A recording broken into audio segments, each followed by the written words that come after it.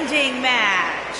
And it's for the WWE SmackDown Universe.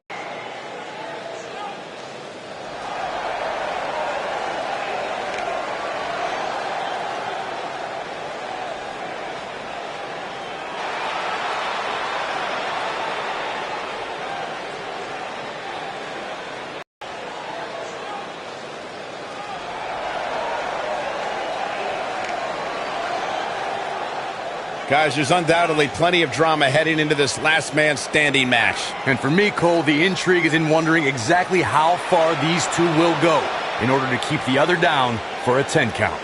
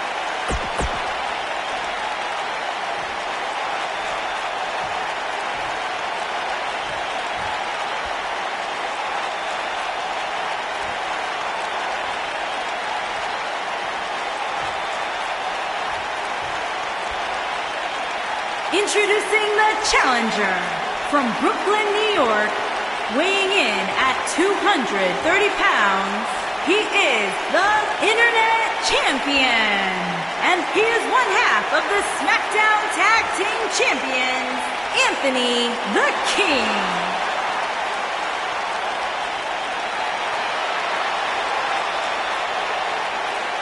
Introducing the champion from St. Louis, Missouri, weighing in at 250 pounds, he is the WWE SmackDown Universal Champion. He is the Apex Predator, the Viper, Randy Orton. Stay right where you are, people.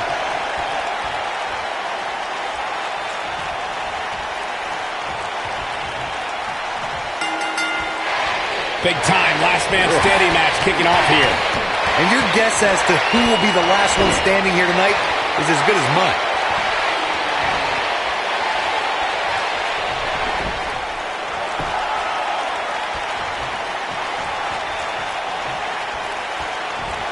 Oh no! KO out of nowhere! I'm not sure how much he has left. He will go on. Here he goes.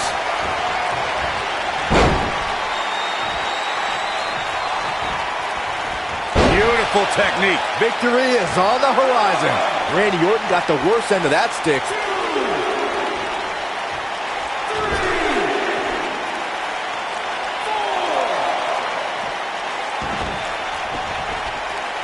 Guys, one of my favorite matches from the In Your House era would have to be December 1996 Armageddon Rules match between the Executioner and the Undertaker, which many say was a precursor to today's Last Man Standing match.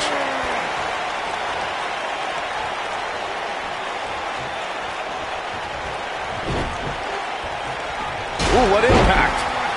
As Byron was saying, Armageddon Rules was undoubtedly a precursor to today's Last Man Standing match. The difference then, however, was the referee began his 10 count only after a superstar pinned his opponent for the 3 count. And on that night, as Vince McMahon said on commentary, the Executioner was executed by the Undertaker.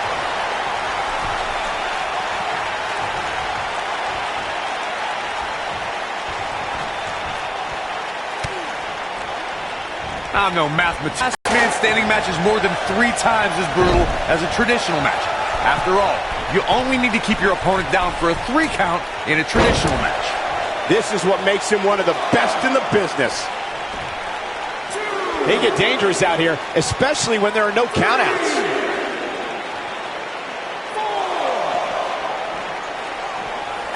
On the topic of traditional matches versus last man standing matches, Corey makes a great point. In matches such as this, you have to keep your opponent down for a count of 10.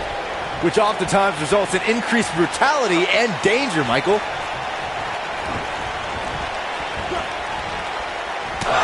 Toss to the outside.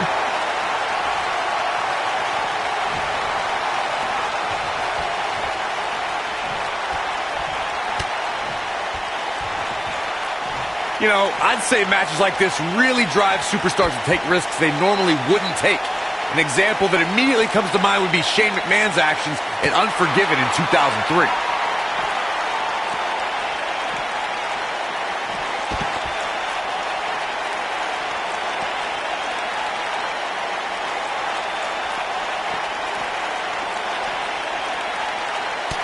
To elaborate more than that Unforgiven 2003 match Corey was talking about, that night we saw Shane leap off the top rope of the Unforgiven set down toward his opponent, Kane. And unfortunately for Shane, however, Kane moved at the last moment, and it was all academic from there.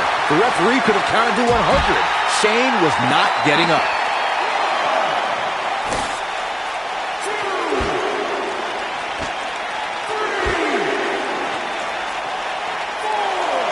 It's no secret, guys, that the last man standing match tests a superstar like no other contest.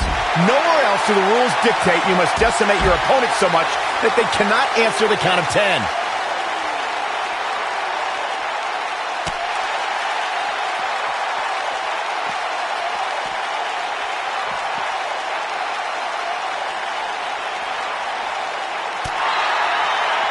The thing about the unique rules of this match, as Michael was saying, is that superstars will go to amazing extremes to go in for the... Nailed it. Wow, I'm just as surprised as you guys are.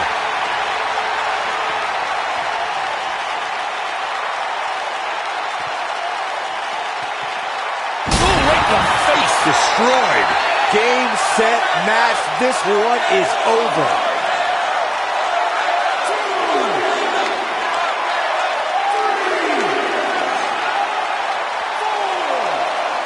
For someone to survive a battle against Randy Orton, 2 things are critical. 1, do not fall victim to the Viper's mind games. He's a master in psychological warfare. And number 2, stay away from the RKO.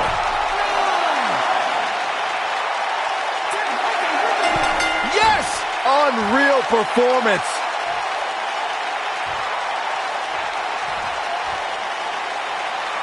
Let's take another look at what made that last man standing match so memorable. Overall, this match was average at best. But not every match is going to be memorable. In fact, I've almost forgotten it happened already. I know the match was solidly entertaining, but I really hope these guys would take it to the next level. Regardless, nobody's asking for their money back.